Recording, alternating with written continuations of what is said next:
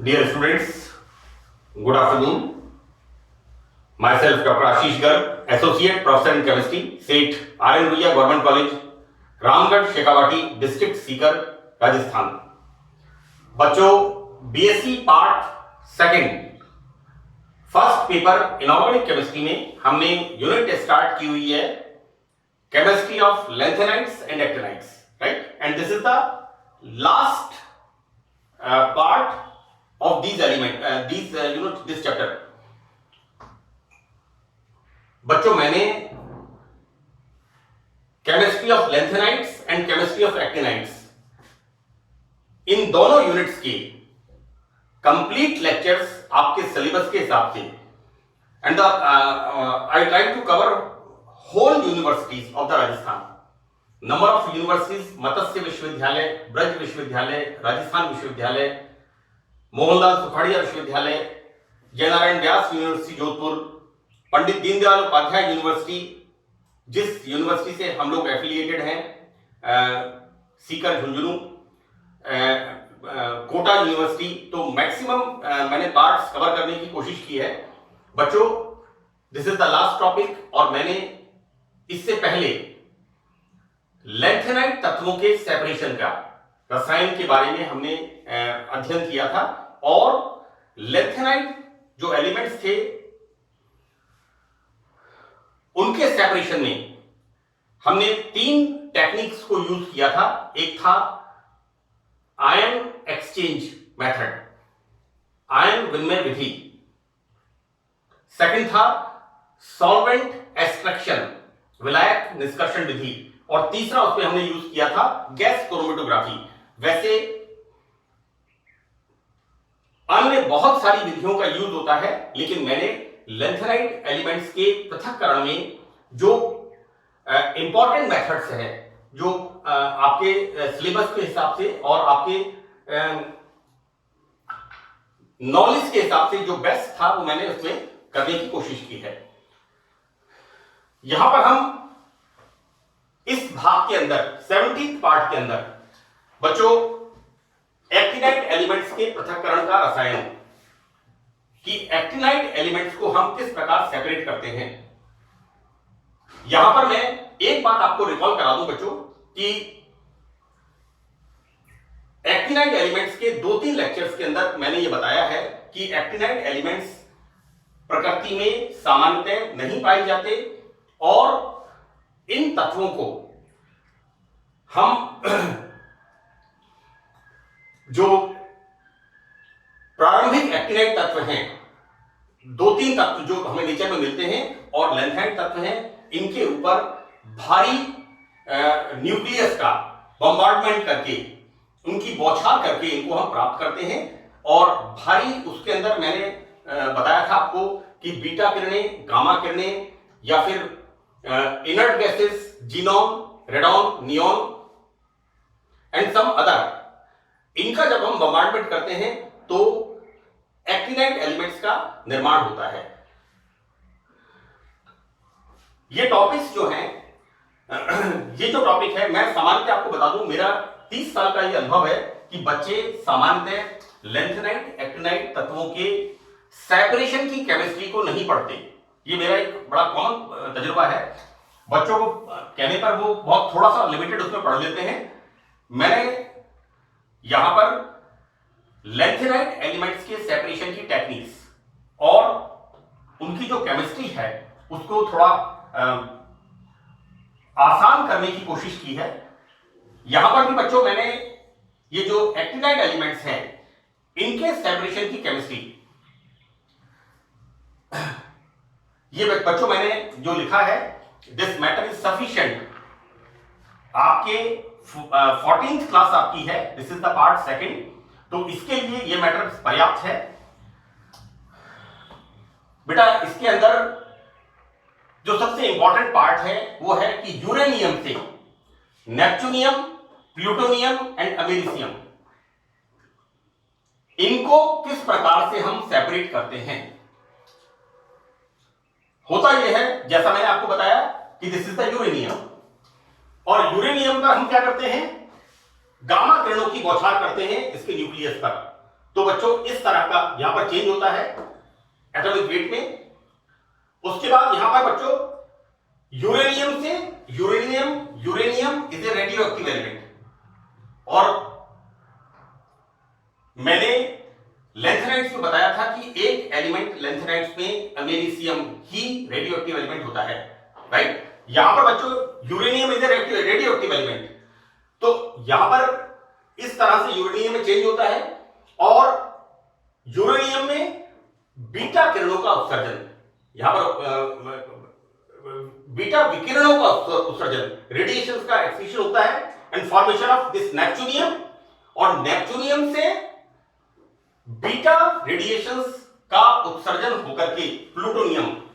तो यहां पर मैंने आपको जैसा बताया कि नेपच्यूनियम एंड प्लूटोनियम किस प्रकार यूरेनियम से बनते हैं। ये एक बड़ी सामान्य रिएक्शन को मैंने सिंपल तरीके से लिखने की कोशिश की है। आप इसको इसी तरह से लिखें, यहां पर प्लूटोनियम ये जो बच्चों बनता है यहां पर, this is the atomic number, this is the atomic weight of plutonium. तो प्लूटोनियम का जो एक ढेर होता है उसमें अधिक समय तक बीटा और गामा रेडिएशंस को विकिरित करने पर ये जो प्लूटोनियम है इसकी क्वांटिटी के ऊपर अधिक समय तक बीटा और गामा रेडिएशंस को डालने पर plutonium 240, this is the 239 atomic weight, then plutonium 241, plutonium 243 एंड प्लूटोनियम 243, 242 and 243, these are the various atomic weights of plutonium की अल्प मात्रा भी बनती है। मैं आपको एक बात बता दूं कि हमारे जो एटॉमिक रिएक्टर्स हैं और एटॉमिक रिएक्टर्स में जो यूरेनियम बनता है, दो बातें होती हैं। एक तो है कि हम यूरेनियम का उपयोग करें विनाशात्मक बॉम्ब फॉर्मेशन के लिए, न्यूक्लियर बॉम्ब बनाने के लिए।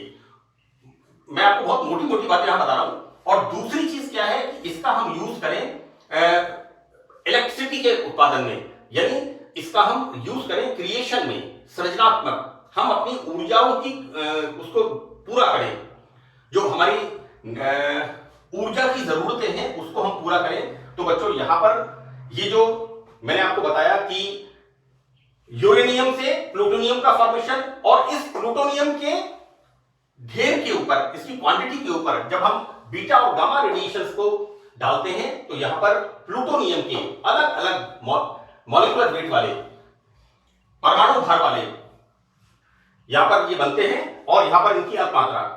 बच्चों यहां पर अंतिम उत्पाद, दिस इज द प्लूटोनियम 243, इसकी हाफ लाइफ होती है 5 घंटे, ओनली 5 आवर्स।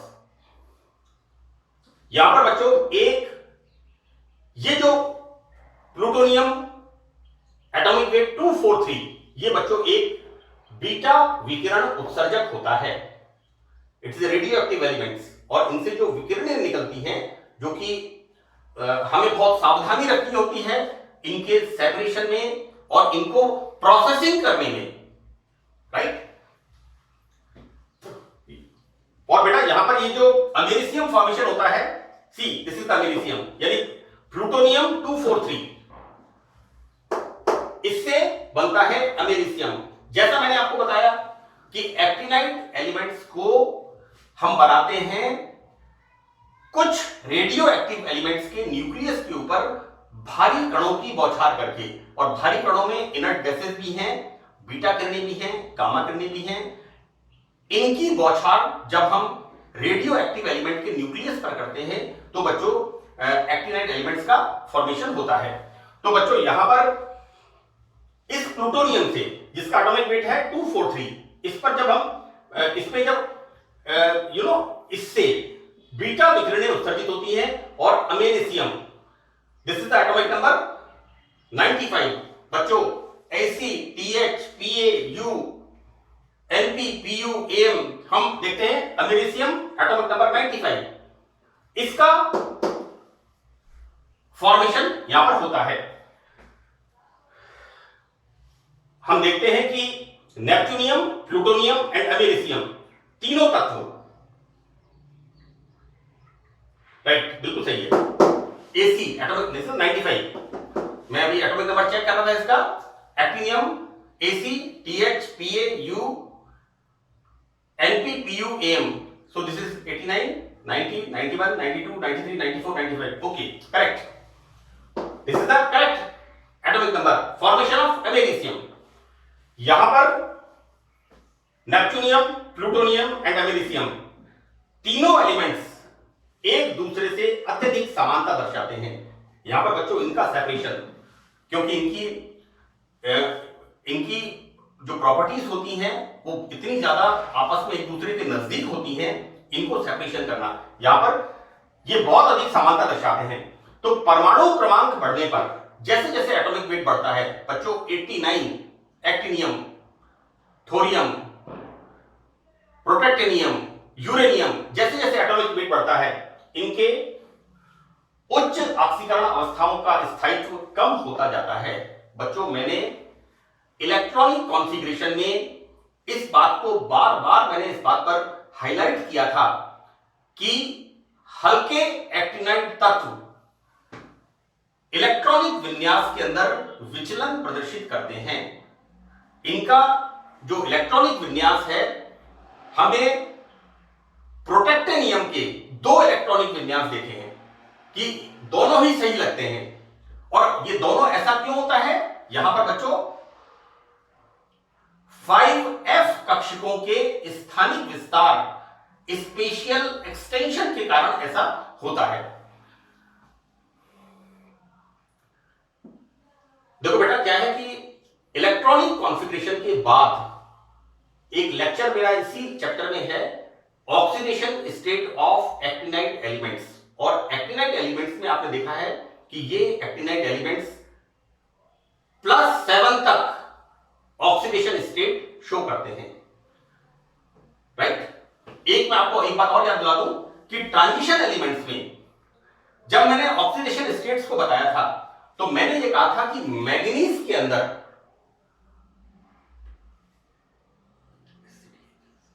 राइट मैंगनीज के अंदर जो +7 ऑक्सीडेशन स्टेट बच्चों SCTIVCrMn एटॉमिक नंबर 25, मैंगनीज में +7 ऑक्सीडेशन स्टेट, वो +7 ऑक्सीडेशन स्टेट्स इलेक्ट्रॉन्स के परमाणु से पूरी तरह से इलेक्ट्रॉन्स के बाहर निकलने का परिणाम नहीं है। होता क्या है वहां पर कि इलेक्ट्रॉन्स हायर ऑर्बिटल्स के अंदर चले जाते हैं और यहां पर हायर ऑक्सीडेशन स्टेट शो करते हैं। इसलिए जो उच्च ऑक्सीकरण अवस्थाएं होती हैं, हायर ऑक्सीडेशन स्टेट होती हैं, ये ऑक्सीडेशन स्टेट्स अनस्टेबल होती हैं। और यहां पर भी हम क्या देखते हैं कि उच्च ऑक्सीकरण अवस्थाओं का स्थायित्व कम होता जाता है। सेम वे जैसे मैंगनीज की बात की थी, उसी तरह से यहां पर हम इसकी बात कर रहे हैं कि जैसे जैसे एटॉमिक नंबर बढ़ते हैं और हम देखते क्या है, एक्टिनियम +3 और एक्टिनियम पर थोरियम +4, +3 थोरियम नहीं दर्शाता, आप मेरे लेक्चर में चेक करिएगा। Then PA U NP PU, हम देखते क्या है, ऑक्सीडेशन स्टेट बढ़ती जाती है, राइट। तो जैसे जैसे एटॉमिक नंबर बढ़ते हैं तो एटॉमिक नंबर बढ़ने के साथ हायर ऑक्सीडेशन स्टेट का की स्टेबिलिटी का स्थायित्व कम होता जाता है, राइट। तो यहां पर बच्चों इस बात को हम आधार बना करके कि हायर ऑक्सीडेशन स्टेट्स अनस्टेबल होती हैं, इन तत्वों का पृथक्करण करते हैं। मैंने यहां पर 4 बिंदु लिखे हैं, first, second, third and fourth. ये चारों बिंदु इन सेपरेशन टेक्निक्स का बेसिस हैं। ये बिंदु बहुत इंपॉर्टेंट है। तो बच्चों पहले वाले के अंदर नेपच्यूनियम 7th, आप इलेक्ट्रॉनिक कॉन्फ़िगरेशन देखिए और इलेक्ट्रॉनिक कॉन्फ़िगरेशन के बाद ऑक्सीडेशन स्टेट देखिए, ACTHPAUNP। बच्चों NP में होता है electronic configuration 5F5, 6D0 and 7S2। This is the electronic configuration of neptunium. और नेपच्यूनियम 7th में क्या होता है, 5F0, right, 6D0 and 7s0, यानी कंप्लीट यहां पर इलेक्ट्रॉन्स बाहर निकलते हैं। अब आगे हम देखते हैं क्या होता है, राइट। जैसा मैंने आपको बताया कि यहां पर हायर ऑक्सीडेशन स्टेट्स, परमाणु में से इलेक्ट्रॉन के पूर्णतः निकलने का, कंप्लीटली यहां से बाहर नहीं निकलते, जबकि इलेक्ट्रॉन्स लोअर ऑक्सीडेशन स्टेट से हायर ऑक्सीडेशन स्टेट में चले जाते हैं। तो यहां पर Np7 का निर्माण अत्यधिक ऑक्सीकारक परिस्थितियों में ही संभव है। बच्चों 7 इलेक्ट्रॉन्स निकालना इट्स टफ वन। तो यहां पर स्ट्रॉन्ग ऑक्सीडाइजिंग एजेंट्स की प्रेजेंस में नेपच्यूनियम 7+7 का निर्माण होता है। और मैं आपको बता दूं बच्चों, इनकी हाफ लाइफ, जैसा मैंने यहां पर लिखा है, प्लूटोनियम की हाफ लाइफ होती है 5 आवर्स ओनली, और 5 आवर्स के बाद डिग्रेड होना शुरू हो जाता है, right. These are dangerous elements, मतलब इनकी जो स्टेबिलिटी है बहुत कम होती है, इनमें से रेडिएशंस का एक्सक्रीशन होता है। मैं कुछ टाइम पहले भाभा एटॉमिक रिसर्च सेंटर में एक बार गया था, मेरा एक स्टूडेंट है प्रमोद शर्मा, वहां साइंटिस्ट है। तो मैंने क्या देखा कि वहां पर चारों तरफ रिएक्टर्स जो था, Bhabha atomic research BARC Mumbai, इतना ज्यादा प्लांटेशन, इतनी ग्रीनरी। तो मैंने पूछा सवाल कि यार इतनी हरियाली, इतना हरा भरा ऐसा क्यों है? तो उसका उत्तर था कि सर अगर कहीं से भी थोड़ा सा भी रेडिएशन का लीकेज होगा तो प्लांट्स के ऊपर इनका बहुत जल्दी इफेक्ट होता है, और अगर प्लांट्स के ऊपर इफेक्ट होता है तो तुरंत पता लग जाता है कि something is going wrong, right. तो बेटा यहां पर ये इन तत्व हैं, इनको बहुत सावधानी पूर्वक निर्माण किया जाता है। तो यहां पर नेपच्यूनियम 7 इलेक्ट्रॉन निकलना बाहर, 7th का निर्माण अत्यधिक ऑक्सीकारक परिस्थितियों में ही संभव होता है। This is the dioxide +2। यहां पर बच्चों इस आयन की तुलना में समस्त एक्टिनाइड +2 ऑक्साइड्स आयन अपचायक के प्रति काफी अनस्टेबल होते हैं। यहां पर ये बच्चों बहुत ज्यादा अनस्टेबल होते हैं। हालांकि प्रोटैक्टिनियम डाइऑक्साइड +2, नेपच्यूनियम +2 के मध्य इनमें काफी अंतर होता है। थर्ड वन Np4+ की तुलना में neptunium 4+, this is the plutonium 4+ का अपचयन अधिक आसानी से होता है। एंड द फोर्थ वन बच्चों, ऑक्सीकरण अवस्था +3 के ऊपर अमेरिसियम की समस्त oxidation state AC, TH, PA, U, NP, PU, AM।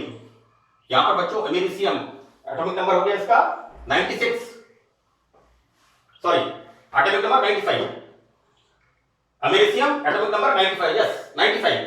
We start from actinium 89 से 95। यहां पर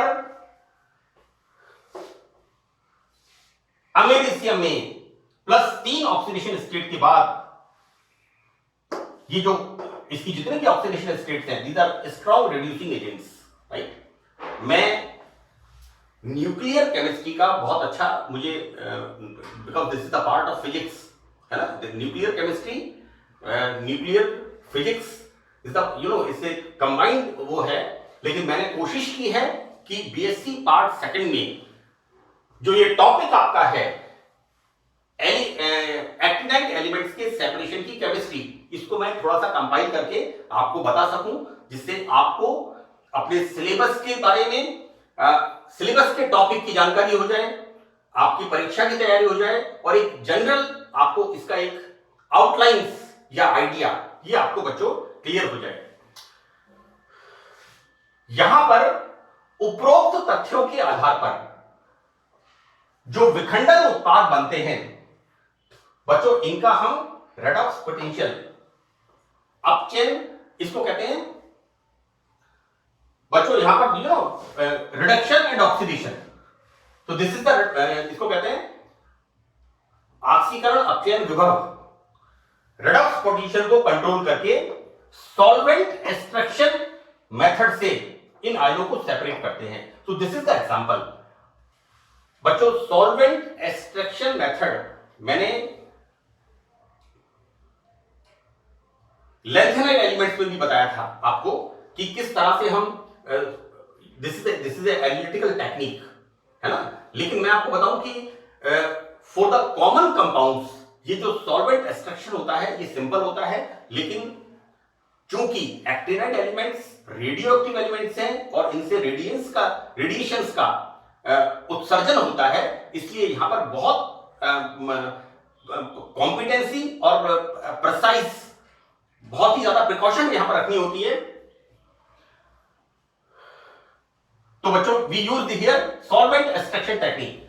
नाउ ये बच्चों मोलिब्डेनम ऑक्साइड का नाइट्रेट आयनों को नाइट्रिक एसिड सॉल्यूशन में डिसॉल्व करके and we use here diethyl ether या आइसोब्यूटाइल कीटोन या kerosene. These are three solvents, यानी ये जो कंपाउंड है इसको हम डिसॉल्व करते हैं आइदर इन डाइथाइल ईथर और इन आइसोब्यूटाइल कीटोन और केरोसिन में ट्राइब्यूटाइल फॉस्फेट द्वारा निष्कर्षित करते हैं। बेसिकली होता यह है कि बच्चों इस कंपाउंड को नाइट्रिक एसिड सॉल्यूशन बना करके इसमें कोई भी एक सॉल्वेंट मिला के उसे शेक करते हैं, राइट, और फिर क्या करते हैं, फिर उसमें ट्राइब्यूटाइल फॉस्फेट को मिक्स करके ये मैं आपको जो टेक्निक बता रहा हूं बच्चों, ये मैं बता रहा हूं आपको सेपरेटिंग फनल वाली। लेकिन यहां पर मुझे नहीं पता कि किस तरह के उपकरणों का यूज होता है एग्जैक्टली, क्योंकि ये बहुत ही मतलब ये जो पार्ट है केमिस्ट्री का प्रैक्टिकल पार्ट है या ये इन एलिमेंट्स को जो सेपरेशन करने वाला पार्ट है उसमें बहुत ही अच्छे इक्विपमेंट्स का यूज होता है, राइट। तो because I am not a nuclear scientist और समथिंग, मैं तो आपको एक आउटलाइंस ब्रॉडली बता रहा हूं कि यहां पर बच्चों ये जो एम का मतलब है बच्चों एक्टिनाइड मेटल, एक्टिनाइड के ऑक्साइड्स का नाइट्रेट जो होते हैं इनको नाइट्रिक एसिड में डिसॉल्व करते हैं और उसके बाद यहां पर डाइथाइल ईथर या आइसोब्यूटाइल कीटोन या केरोसिन ये इसको मिक्स करते हैं और उसके बाद यहां पर ट्राइब्यूटाइल फॉस्फेट के अंदर ये आ जाते हैं, राइट। तो इनका हम इस तरह से एक्सट्रैक्शन निष्कर्षण करते हैं। यहां पर यदि विकिरित यूरेनियम को डाइल्यूट नाइट्रिक एसिड में डिसॉल्व करते हैं तो बच्चों यूरेनियम व नेप्टूनियम क्रमशः यूरेनियम ऑक्साइड एंड नेप्टूनियम डाइऑक्साइड के रूप में एवं प्लूटोनियम Pu4+ के रूप में अलग होता है। ये तीनों केरोसिन ऑयल में या ट्राइब्यूटाइल फॉस्फेट द्वारा निष्कर्षित हो जाते हैं, राइट। तो बच्चों मैंने ये जो टेक्निक है आपके जो बुक में लिखा हुआ है उसको सरल तरीके से आपके सिलेबस के हिसाब से और आपके परीक्षा की तैयारी के हिसाब से इसको मैंने बताने की कोशिश की है। ये बीएससी पार्ट सेकंड में chemistry of lanthanides and chemistry of actinides इनको मैंने यहां पर कंप्लीट कर दिया है बच्चों, और मेरी कोशिश रही है कि मैं जो आपके सिलेबस के अंदर जो भी टॉपिक्स हैं, जैसा मैंने आपको बताया विभिन्न यूनिवर्सिटीज के जो टॉपिक्स हैं उनको मैंने कवर करने की कोशिश की है। तो मुझे उम्मीद है कि आपको ये लेक्चर समझ में आएंगे। Thank you.